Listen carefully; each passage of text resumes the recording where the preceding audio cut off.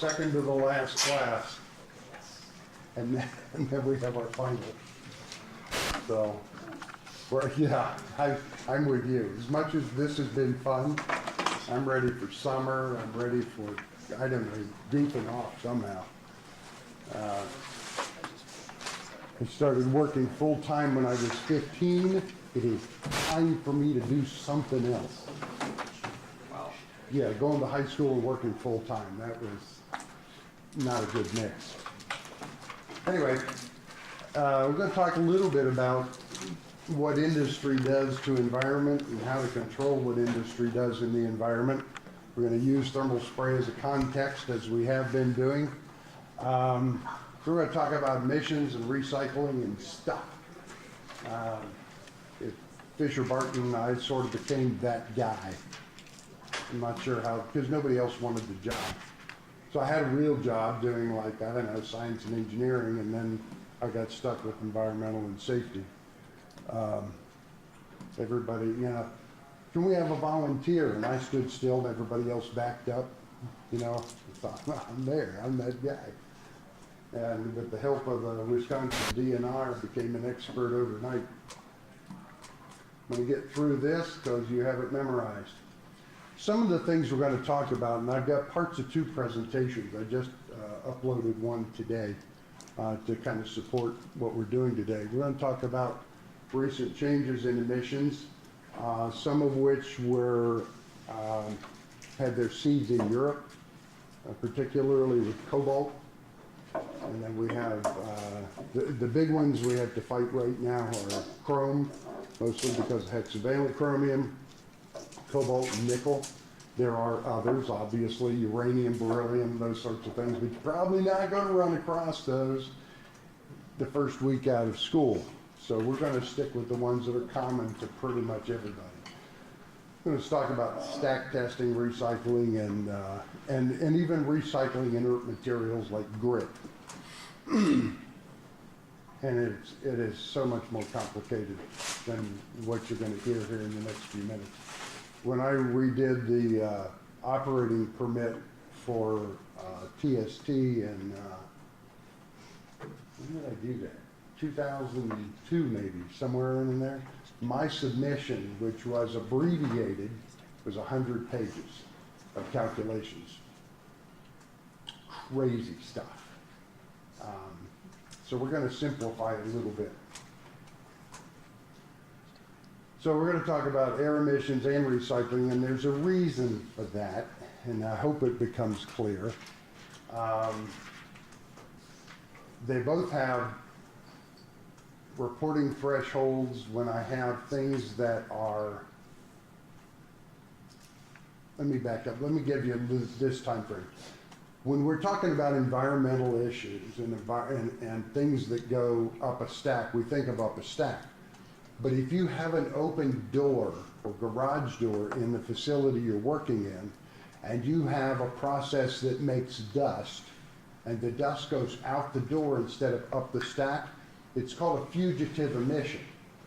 And you're still accountable for fugitive emissions, things that don't necessarily go up the stack but go out the door. We still have an accountability for that. So when we talk about recycling, there's 2 aspects of that as well. I can recycle things that are in and of themselves hazardous materials, but if I recycle them, they're not hazardous materials. So there's kind of a fuzzy line there, and we'll talk maybe a little bit about that. So it's still going out the door. Like I said, complicated. So individual states and countries will vary on their interpretation and implementation of recycling and emissions and all those sorts of things. But they're all very similar. They just do the calculations differently. The old mantra for going clear back to the craziness in the 60s was the solution to pollution is dilution. Okay, that's not exactly right, because just because I spread it around a little thinner, doesn't make it any less hazardous. It will accumulate someplace else. And the stack height thing is a funny one, because the idea is if I get it higher into the air, it disperses more. Well, that's okay for us here. We shoot it up in the air, but guess where it comes down? Milwaukee. And Milwaukee is rarely an attainment area. They very, very rarely, and I think once since I've been doing this, ever hit attainment, which means they're below the national standards for emission. Because everything west of them, and not just Wisconsin, but Minnesota and Iowa and other places, whatever they throw up in the air has to come down somewhere. So it's not a fix, not a real fix. This is something that kind of just blew me away, because unless you have somebody full-time responsible for this or a good consultant, you don't know things like this happen. So when I first started fooling around with environmental controls in the early 2000s, these were the rules we were working off of. These were 1999 emission standards. And cobalt was, and these are reporting thresholds. These aren't max limits. It's if I hit this emission, I have a whole lot of paperwork to do. And so you would like to be below any of these numbers for any kind of an emission, so you don't have paperwork. But you have to prove it. You either have to prove it by calculation or prove it by stack tests. Stack tests are expensive, but they also are worth the money. I pay $3,000 per stack to get a stack tested just because it makes sense, and I'll show you why it makes sense later. The calculations are made on worst case scenarios, and it's really easy to lose a permit over a worst case scenario. So in 1999, cobalt, trivalent, hexavalent chromium had numbers like this, but look at nickel. Nickel was 125 pounds for reporting a year. And without telling, I didn't know it until I read this in a, there's an industry magazine, PF, product finishing online, PF online. You can get it for free just by going online. But they have their thumb on the pulse of everything environmental in terms of emission, and I find out everything from them first. And I very rarely ever get notified by the federal government or the state government about changes. But PF Online is like always on top of it. And somewhere right before this happened, I saw this going on. They went from a reporting threshold of 125 pounds a year to 3.42 and didn't tell anybody. I mean, this is nuts. This is easy to do with standard filtration, air filtration. This requires a different technology completely. And if you're a heavy user of nickel-based materials, as the Fish-Barton Corporation is, then this is not even attainable with the next level. You have to go yet higher in filtration control. You have to go to HEPA filters. Once we get past this, if you have any volume at all. We'll do a couple backwards calculations here in a minute, and you'll see what we had to do. Now, some of the other things we mess with, tin, antimony, tantalum, iron oxide, like nobody cares. Copper dust is actually lower than you think. Copper is an antimicrobial, natural antimicrobial like silver, which apparently means you too. If you get too much copper in you, you're made up of little microbes as well. You know, you're made up of a bunch of cells and little creatures, beneficial creatures running around in your body, and too much copper will kill you. Duh. Hexachrome, of course, is way down here in the mud, but cobalt, this change came about from Europe. Sandvik, I think everybody in here knows who Sandvik is, chainsaws, cutting tools, that sort of stuff. But they have massive tungsten carbide manufacturing and grinding facilities in Europe because they put carbide teeth on a lot of what they do. And they noticed an unusually high rate of cancer among their employees, particularly people grinding. And they started to do some work and found out the source of it was cobalt. Not the tungsten carbide, but the cobalt. And they put an immediate clamp on it, which just came across the water and hit us pretty quick in North America. And we dropped from 18 to 4.71. Now that's just reporting thresholds. There are also max thresholds beyond which if you go, you get fined. This generates paperwork, the other one generates fines. In at least Wisconsin, this threshold table is in our 438. Easy to find and download, and it has everything on the periodic table on it. Here are the threshold limits in our 445. So this is where I start getting fined. But if I look back, whoops, go the other way. There's my 471, 342. Now, so this is my reporting threshold, and this is my emission threshold. Look at this. It's 0.00107 in a 24-hour period on a 25-foot stack, less than a 25-foot stack. If I go 35 feet up, I gain a little more, and then Milwaukee gets it, or wherever you live. And now if you live on the East Coast, it all just goes in the Atlantic Ocean. We don't care. Till we eat fish, then I guess we kind of care.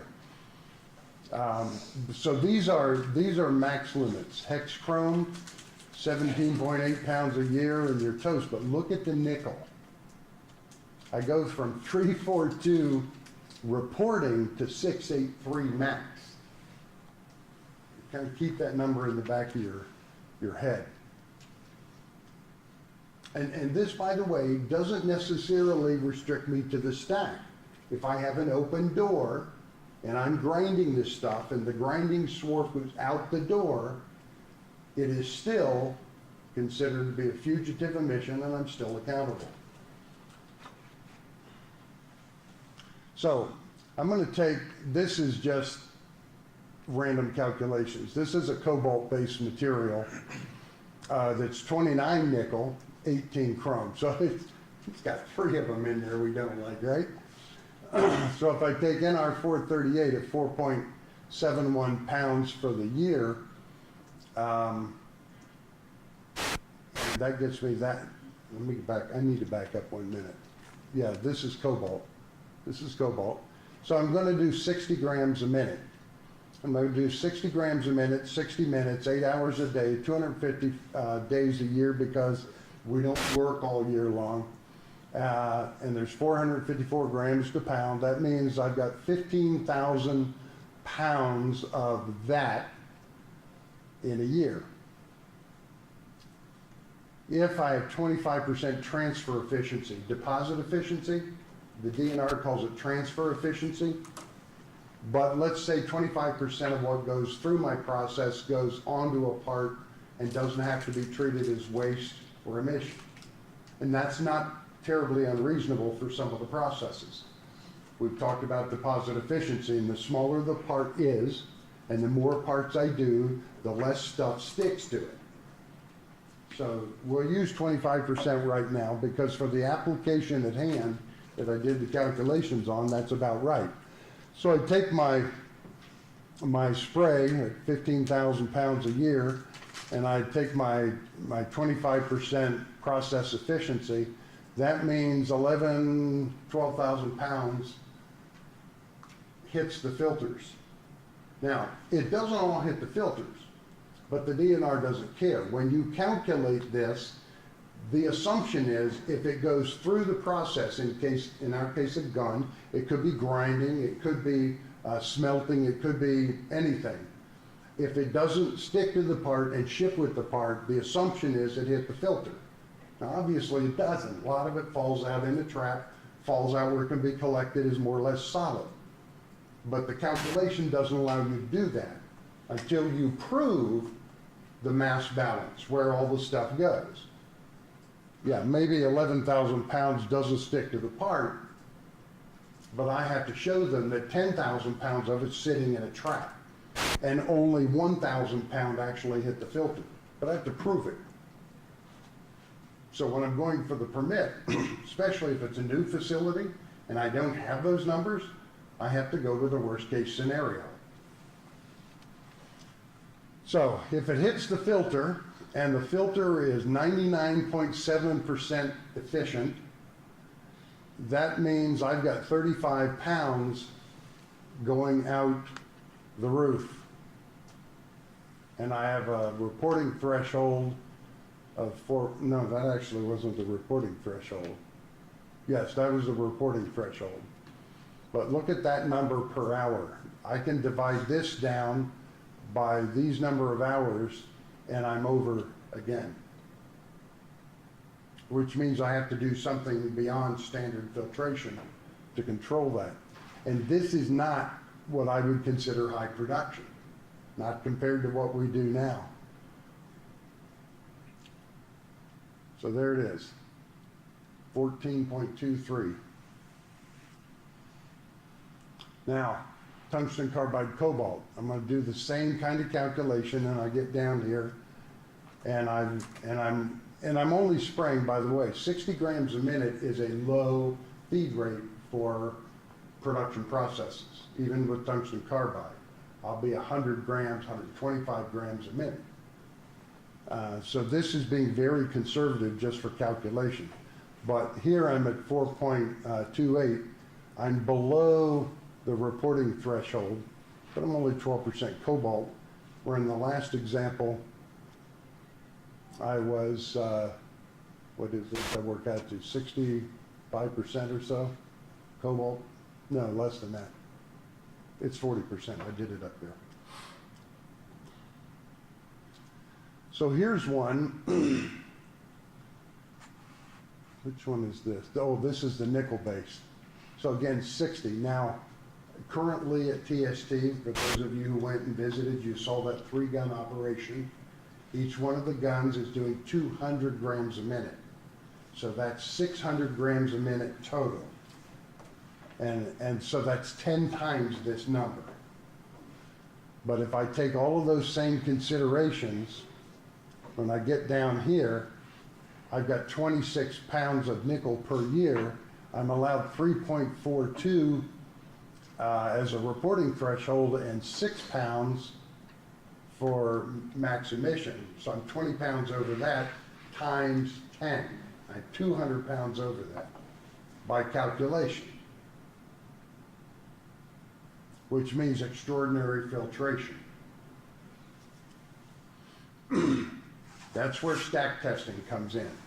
Because if I do this, I'll get my permit probably, unless I'm in a non-attainment area. And it just doesn't matter which of the 50 states you live in, or which country in Europe you live in, or whether you're in Canada or Mexico, or these same kinds of rules apply. The calculations vary, how they treat them vary, but this is still the nonsense you have to go through. So we go to stack testing, and we did a baseline in 2008 and then did some corrections to the system. So, and what was I, oh, nickel, I was doing, this font won't let me put lowercase up there. Anyway, so we measured by doing a stack test, and this is worst case production. This is full on production. It's one stack. And we've got 0.6 pounds per hour total measured.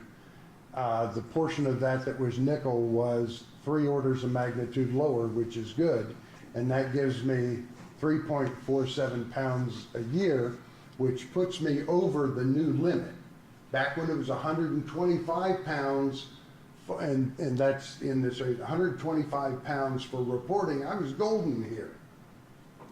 But the rules changed. We put in different filters, and these are, the difference is the standard filtration is a pleated paper. that has a certain aperture size. It allows a certain amount of material to go through, because the more you filter, the faster the filters block off. And they're 40, 50 bucks a piece. One of these cells might have 30 or 40 of them in them. I don't want to change that. And if I have, like TST has, 400 filter cartridges in the building, and they're 50 bucks a piece, I don't want to change them every month. I don't want to change them every year. But I certainly don't want to change them often. So what we did here is we went from a standard filter media to what's called a nanofiber. Now that's somebody's trade name, I don't even remember who. But all of the vendors make a similar structure which has extraordinarily fine fibers and finer apertures or holes in the fiber. But they're all called nanofiber, and for the life of me, I don't know what they mean. But I do know that they're much more efficient. And so I've knocked this down again a couple orders of magnitude, which puts me, even for nickel, I'm golden. I'm so far below this. So that alone changed it. But that was then for that production rate. But now again, we're 10 times higher than that. And so 10 times higher starts to put me starts to affect this. So stack testing is in order again, because the raw calculation says, the calculation without all the actual numbers says I'm in trouble. So we have to do stack testing again because the production quantity has gone so high. There we go. This is an industry standard. When you buy a furnace filter for your house, Merv Ratings are on there, and it's a measure of filtration. There's a table somewhere that tells you what size particulate goes through all of it, and I don't remember it. I don't care to remember it. But a Merv 15 is getting up toward the high end of filter efficiency. It is this nanofiber kind of technology, and it's super, super efficient until you get to extraordinary production rates. Now, there's another thing that's gone in. This is in a full effect now. PM means it's particle something. What? Particulate matter, thank you. You've been involved with this too? I'm sorry? It's in diesel emissions as well. Well, and that's where the 2.5 came from. And it's good and it's bad at the same time. Everything before was PM 10 or 10 micron, and you were allowed a certain amount of material below 10 micron to be emitted. But when the emissions came in at 2.5, it was indiscriminate in that it was meant for diesel and car emissions, and I get it, but it was applied laterally across all industry and all emissions, which makes it very, very difficult to achieve for some processes. And it's an unreasonable regulation, but it doesn't matter, it's in effect. It got applied broadly. And so it really started to hurt industry. So when we did stack tests, we started looking at the PM 2.5, and this is kind of where we wound up being. So I have 40% minus or less than 2.5 microns in July with new filters. 40% of the emission that went out was. Now, most of the emission was below 10 that actually got through the filter, and it should by definition. If it gets through the filter, it's pretty tiny stuff. But remember my previous calculations, you know, this is what I'm dividing down into 40%.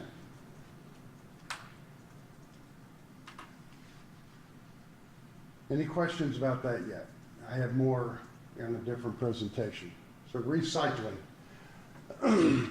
This is one of the things I would take exception with. I think the DNR is too lax on this. I have arguments with OSHA about some of their specs.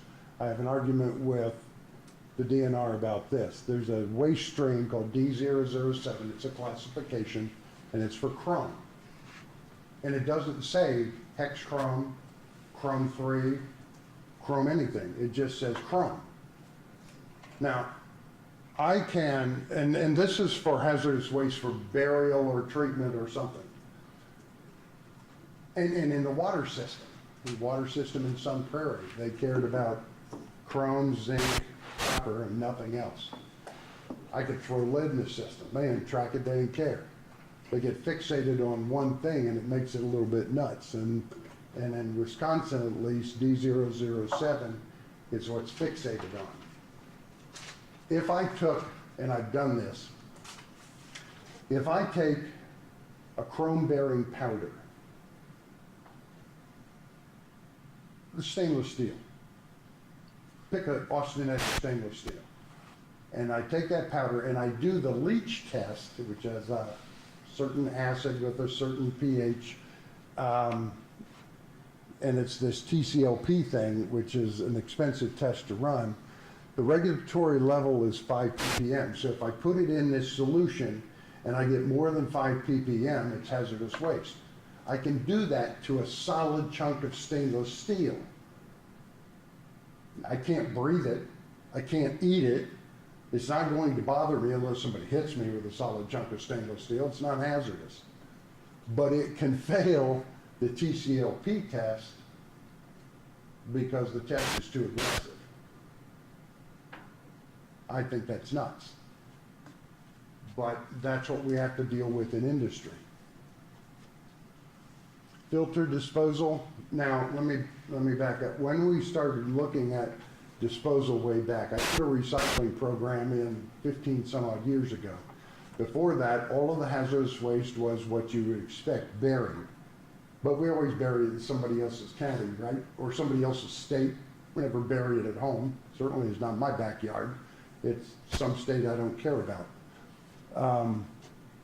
But it still has to be buried. And because the filter media and the other powder effluent from these processes or grindings or shavings or turnings, they're all going to fail the test. That I need to bury them somewhere or recycle them. The recycling is, of course, the best thing to do. And I'm not going to skip through the filter disposal. The bottom line is the filters come in boxes that are about a foot square and about so high, and our largest dust collector has 80 of them in it. It takes about $2,000 per skid to bury them. There's a lot of skids, especially when you have 400 plus filters in the whole place. Recycling just makes sense. And so I'm going to skip through some of this. You have it, you can read it for yourself. And these are drums that sit under the dust collector. Those of you who saw the tour saw this. The drums in terms of volume. So back here I've got 32 cubic yards. Here I've got another 65 cubic yards. This was back in the day. It's higher now. And then the aluminum oxide grit, which when we started was 100 cubic yards. So I've got 200 cubic yards of stuff that used to go into landfill. A lot of cubic yards of stuff. So we started a recycling program and we got most of the industry switched over. Is that per year? Is that per year? Yeah, per year. No, it's per year, but that's a lot. Grit recycling. So grit, this is brown fused alumina. It's 96% aluminum oxide. It's, I think it's like 2.5% titania and half to 1.5%, something like those kind of ratios of iron oxide. That they do that because it's tough. It doesn't fracture as easily as pure aluminum oxide, sapphire. So it's just tougher. The titania toughens it up. But it's essentially inert. I can throw it in the dumpster. Nobody cares.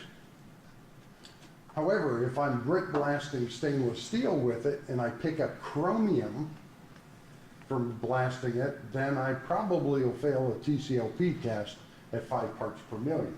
And that's 5 parts per million per cubic yard. that's hardly anything at all. It's non-existent. So what we did is we worked with our supplier to come up with, and this is just cubic yards, and that one was low. It's actually 100 when we did this. So we take our aluminum oxide grate, we put it back in the drum. The people who sent it to us send a truck. It costs us nothing. They send the truck, they bring it back, they pelletize it because now it's pulverized. It can't be used directly, it's too hard to screen out. So they run it through a pelletizer and make briquettes out of it, or a briquetter, I don't know what you guys call it. Pelletize it or briquette it, put it back in the kiln, refuse it, recrush it, regrade it, and then ship it back out as new brown fused aluminum. So they pay to pick it up.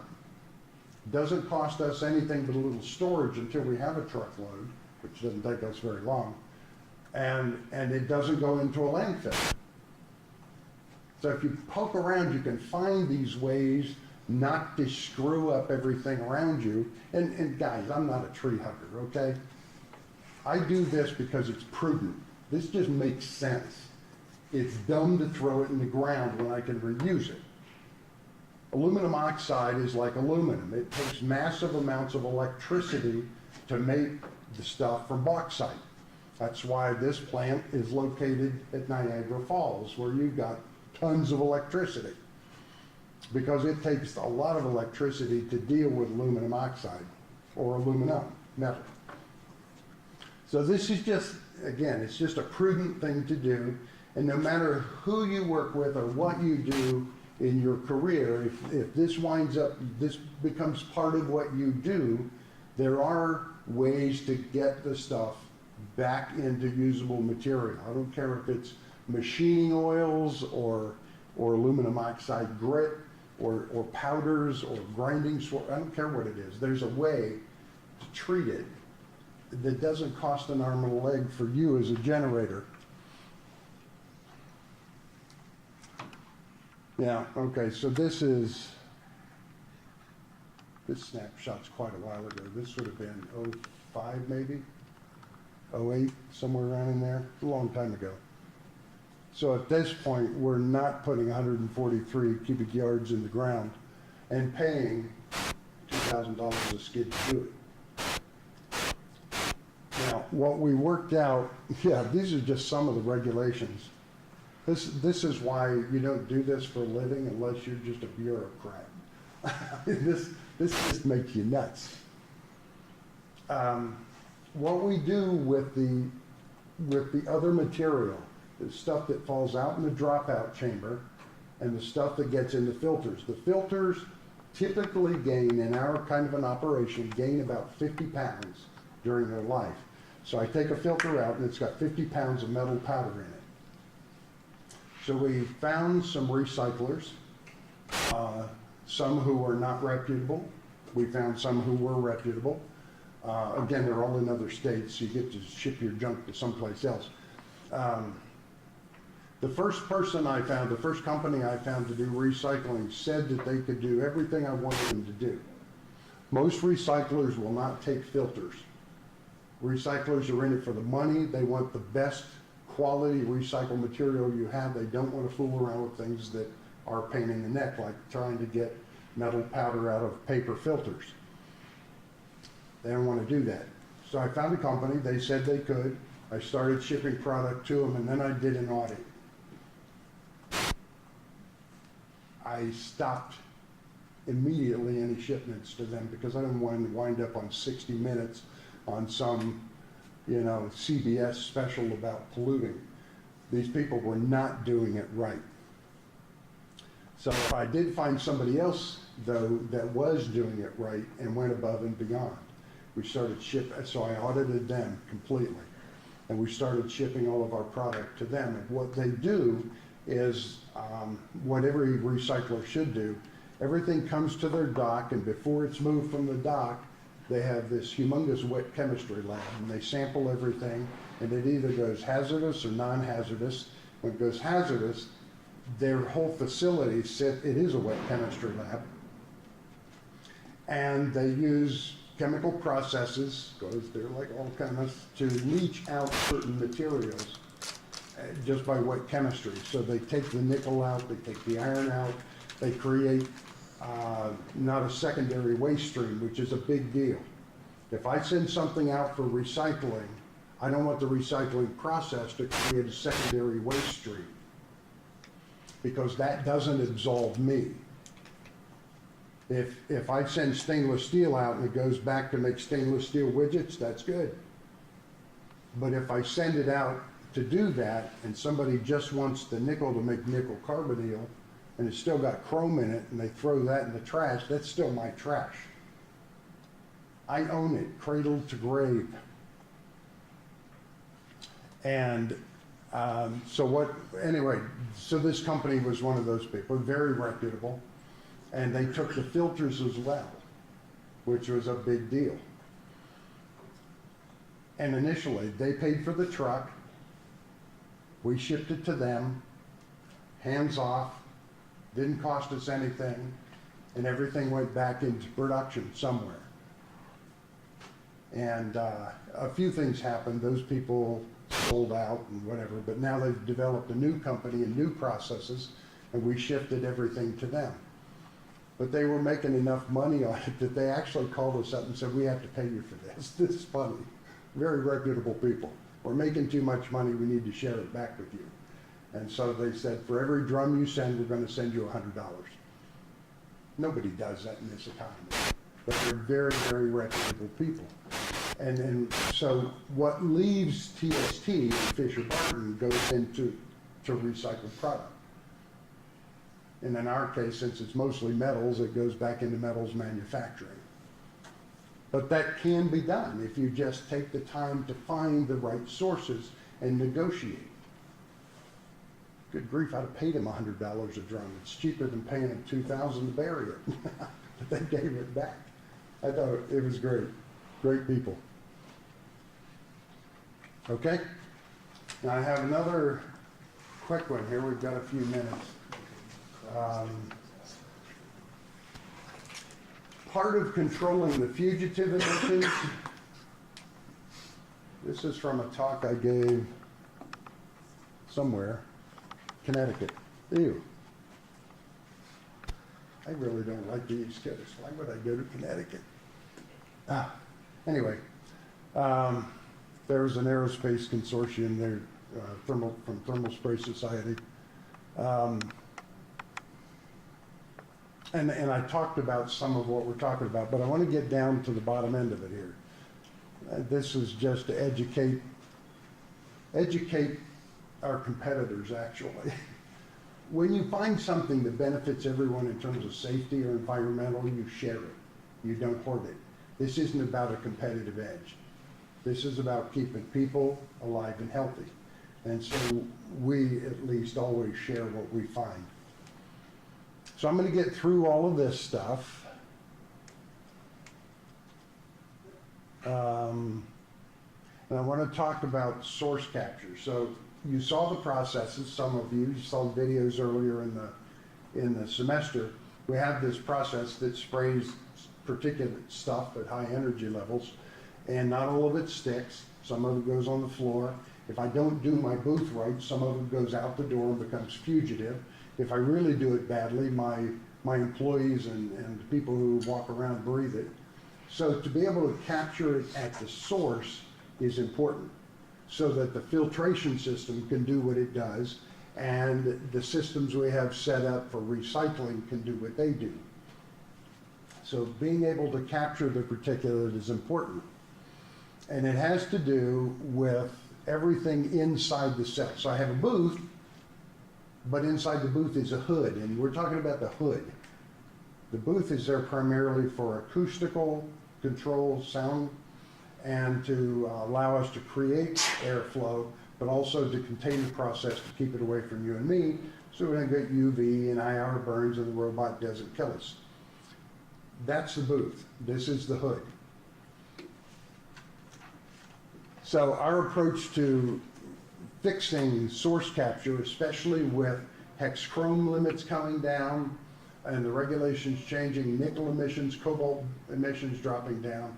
We had to do a lot to make sure we were capturing it in the cell. So we're increasing the linear flow rate through the cell, through the face of the hood, by changing the dust collection system, blocking off unused headspace, and then controlling the hood boundaries by controlling airflow at the edge of the hood. And I'll draw that in the sketch in a minute. The standard for OSHA was based off paint spraying, 200 linear feet a minute. Paint spraying is not hot, it's not energetic, it's not, the particles aren't traveling at Mach 1 and a couple thousand degrees C. We found out empirically that we needed to be at 400 linear feet per minute. 300 is kind of marginal, 400 is more solid. If I get much faster than that through the face of the hood, I begin to perturbate the spray stream, and then it messes my coating up. So what we're talking about is this is the face of the hood, the part, or yeah, the hood itself. The part is in here. I'm spraying onto the part. The airflow through here is 400 linear feet per minute for source capture, and that's because this is just fast. And I need 400 linear feet past the part for that to work. That's what we're talking about. Anything higher than that, and the turbulence around the plume starts to make the plume flutter. The 400 is a good number. It's solidly above the 300 limit. So we started with one. We installed this new dust collector, replaced one of the remaining wet collectors with a dry cartridge. Because a wet collector, it's a waterfall, doesn't work, period. It will only trap particulate, it will not trap smoke. And the demarcation is a half a micron. A wet collector can't do anything below a half a micron because it gets caught in the turbulence and the bubbles, and it literally percolates through the system, and you have emissions anyway. It only traps particulate. And then we reconfigured everything else with this edge control. This is almost invisible. It looks like that. This is an 80 cartridge dust collector, and the spray cell is down here. Just wanted you to see that for a minute. But here's what we did inside the booth. Now, we didn't do this on our own. Summit Filtration and Badger Sheet Metal came in and helped to redesign all this. They're experts. We're not. Basically, what that is,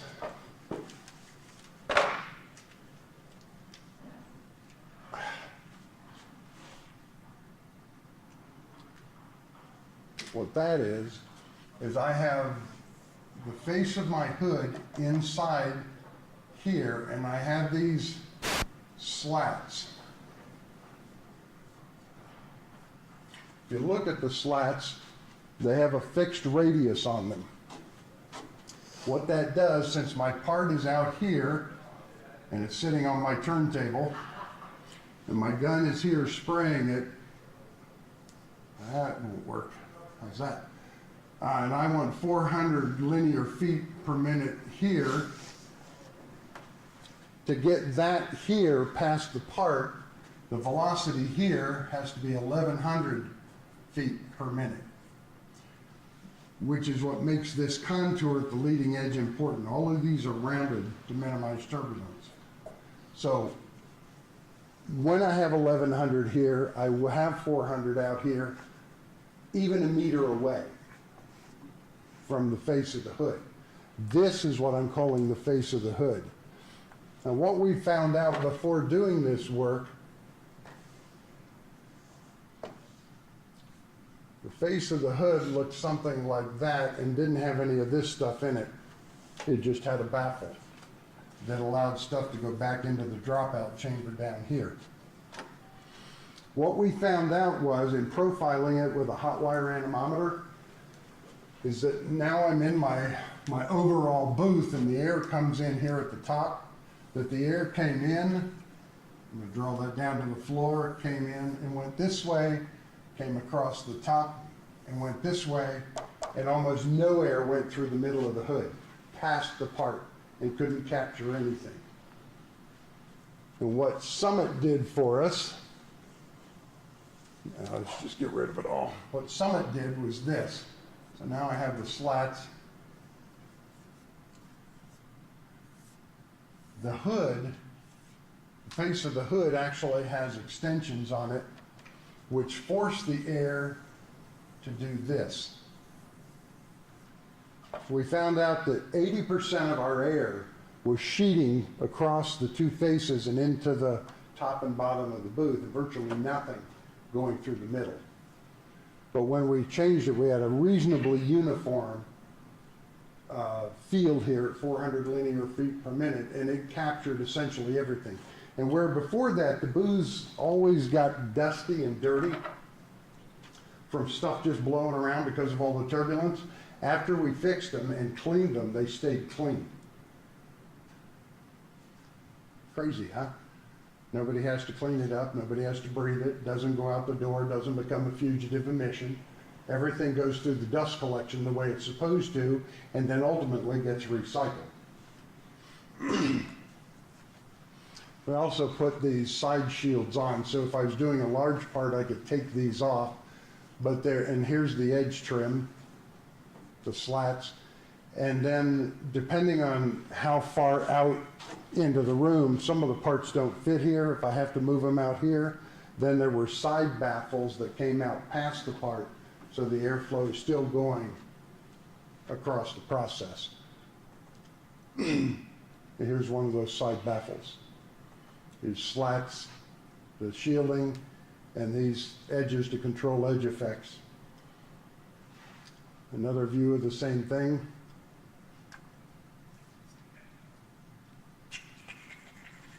And there were the results we got. And this is, again, just hex chrome. And there's more, and we're not going to get into all that. Any questions about it? That all makes sense? When you get out into the field, somewhere along the line, you're going to run into emission control. And if you're working for a company who says it's not illegal until I get caught, find another job. You're the engineer. Ultimately, you're going to get in the middle of whatever fracas occurs. And if it becomes your job, just do it and do it right. If you're in Wisconsin, you'll find that the DNR here is extremely helpful. They get a bad rap a lot. They're very, very helpful. I found the folks in Texas at the TCEQ, which is what they call their DNR, to be reasonably helpful, but not quite as accessible. In Wisconsin, very accessible. I haven't dealt with it in other states. I dealt some with it in Ohio, but not at this level. And I found the folks in Ohio to be reasonable at one level. A little stringent on their requirements, but helpful. So, but you're going to run across it somewhere, somehow. You're going to have some responsibility for recycling, waste disposal, setting up facilities around the heat treating, grinding, finishing, something. And you're going to run into it. Okay? None of this will be on the test, by the way. It was just an FYI. There was one other thing I think I wanted to show you, because we have 2 minutes. Don't save, don't care. This is today's little block. I uploaded this last one that I just showed you. This is the first one I showed you, and here's some other things that dealt with safety. This is the whiteboard, which I also sent around in the mass mailing, which I understand worked. That's good, last week, and I finally found a way to communicate with you guys. But I upgraded it with actual specs from the actual hardware that's used in the industries, just to give you an idea of where you were when you were trying to put together modules. Okay? See you Wednesday.